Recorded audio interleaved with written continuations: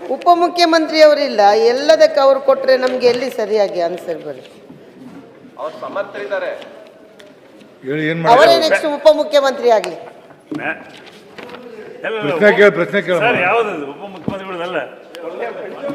ಮುಖ್ಯಮಂತ್ರಿಗಳಿಗೆ ಅವರು ಇಲ್ಲ, ಈಗ ಮುಖ್ಯಮಂತ್ರಿಗಳ ಆಪ್ತರ ಅವರೇ ಸರ್ವ ಖಾತೆಗಳ ಪ್ರಮುಖರು ಅಂತ ಆಯ್ತು.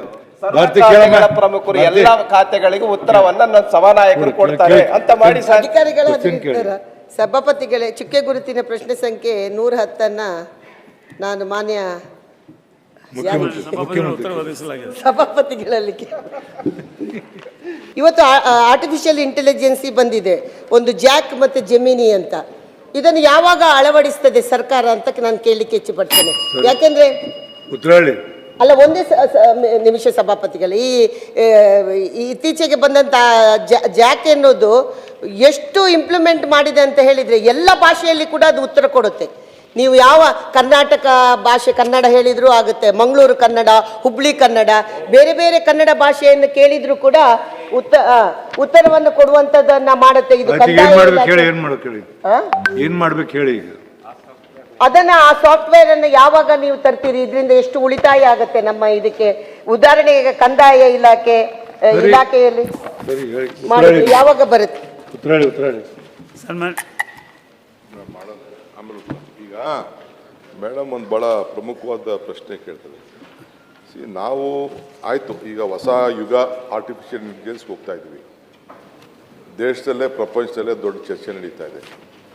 ನಾನು ದಾವಸ್ಗೆ ಹೋದಾಗೂ ಅಲ್ಲಿ ಬೇಕಾದಷ್ಟು ಚರ್ಚೆ ಇದ್ರ ಬಗ್ಗೆ ಬಂತು. ಮೊನ್ನೆ ಪ್ರೈಮ್ ಮಿನಿಸ್ಟ್ರು ಕೂಡ ಡೆಲ್ಲಿಲಿ ಇದ್ರ ಬಗ್ಗೆ ಒಂದು ದೊಡ್ಡ ಕಾನ್ಕ್ಲೇವ್ ಕೂಡ ಮಾಡಿದ್ರು.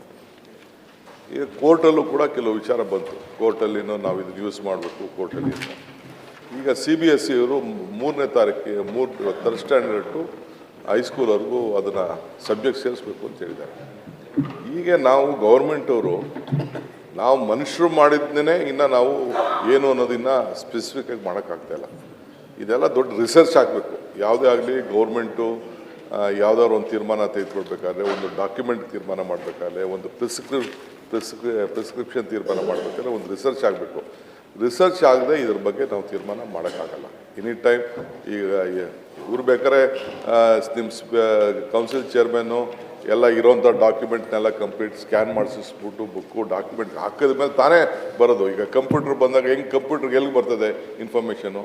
If the property has been loaded inside it will get it. So ಹಂಗೆ ಆರ್ಟಿಫಿಷಿಯಲ್ ಇಂಟೆಲಿಜೆನ್ಸು ಕೂಡ ಅದು ಏನು ಹೊಸದಾಗೇನು ತಯಾರು ಮಾಡೋಕ್ಕಾಗಲ್ಲ. ನೀವೇನು ಲೋಡ್ ಮಾಡ್ತೀರೋ ಅದನ್ನು ಈಚೆ ಬರ್ತದೆ ಅಷ್ಟೇ.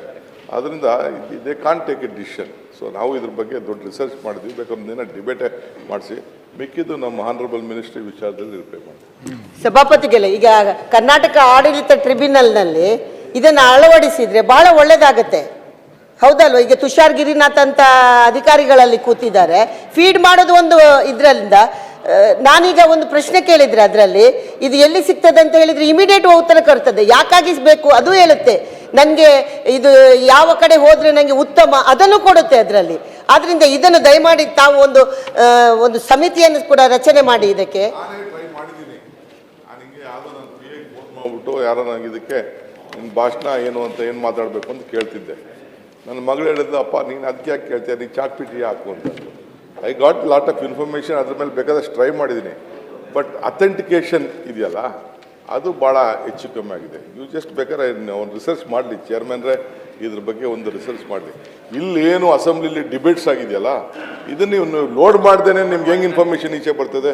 I think honourable home minister might have explored lot of ಇದು. ಕೆಲವರೆಲ್ಲ ಎಜುಕೇಷನ್ ಇರೋರು ಕೂಡ ಎಕ್ಸ್ಪ್ಲೋರ್ ಮಾಡಿರ್ಬೋದು ಅಂತ ಕಾಣ್ತದೆ. ಸೊ ಇಂಥವೆಲ್ಲ ಕೋರ್ಟಲ್ಲೂ ಕೂಡ ಇದ್ರ ಬಗ್ಗೆ ದೊಡ್ಡ ಡಿಬೇಟ್ ಆಗ್ತಿದೆ.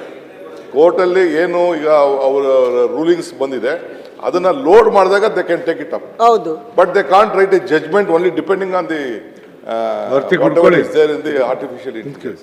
This is the biggest this one. ಇನ್ನ ಅಲ್ಲ ಸಭಾಪತಿಗಳೇ, ಈಗ ಮುಂದಕ್ಕೆ ಹೇಳ್ತೀನಲ್ಲ, ಇದು ಇಡೀ ಪ್ರಪಂಚದಲ್ಲಿ ಎಷ್ಟು ಜಾಬ್ ಕಳ್ಕೊಳ್ತೀವಿ, ಎಷ್ಟು ಅನುಕೂಲ ಆಗ್ತದೆ, ಇದು ಬೆಟರ್ ಏನಾಗ್ತದೆ ಅದೆಲ್ಲ ಕೂಡ ನಡೀತಾ ಇದೆ.